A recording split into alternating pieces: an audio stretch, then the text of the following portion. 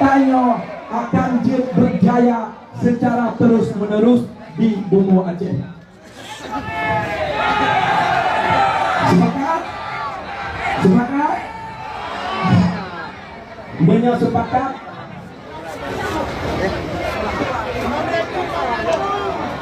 Ya Pak Ibu saya. Aceh Timur. Hasil buat pedok. Hasil buat pedok tak besar. Bagi urun-urun yang nahino, yang pada akan berabeh panjang, orasi politik lo silakan ejak di kedai gerbang. Terima kasih Papaya di kedai gerbang. Silakan pengadaan salu. Terima kasih. Mari sama-sama yang berjuang dalam Partai Aceh. Tidak saling memfitnah, tidak saling mencaci maki. Bagi siapa saja yang ada dalam barisan perjuangan Partai Aceh, ada membangun kursi parlemen, baik DPR maupun DPRA, untuk kepentingan perjuangan Partai Aceh, sehingga untuk 2020 bertanya dengan mudah Damsul Mualim atau Haji Ulakir Manaf selaku calon tunggal gubernur dari Partai Aceh. Hidup Partai Aceh! Hidup Partai Aceh! Hidup Partai Aceh! Hidup rakyat Aceh Timur! Terima kasih sekali. Pak Landok yang hana mirah, Pak Mederah yang hana bajo, Pak Tumpul yang hana salah, hana Pak Awai, Tente Nabak Dudo. Sekarang longtok lebojaro dengan leboye. 1, 2, 3. Terima kasih.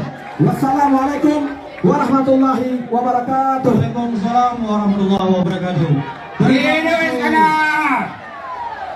Terima kasih kepada Dr. Iskandar Usman Al-Falaki Desa MSI sebagai calon DPRA dari Partai Aceh. Selanjutnya kami panggil yaitu nomor urut 4 Panglima Husaini SMH.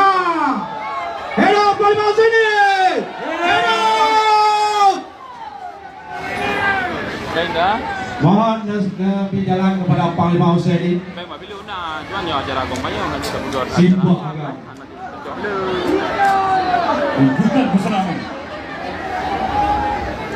Hidup Bang Aceh! Hello. Hidup Bang Perjuangan! Hidup Bang Aceh!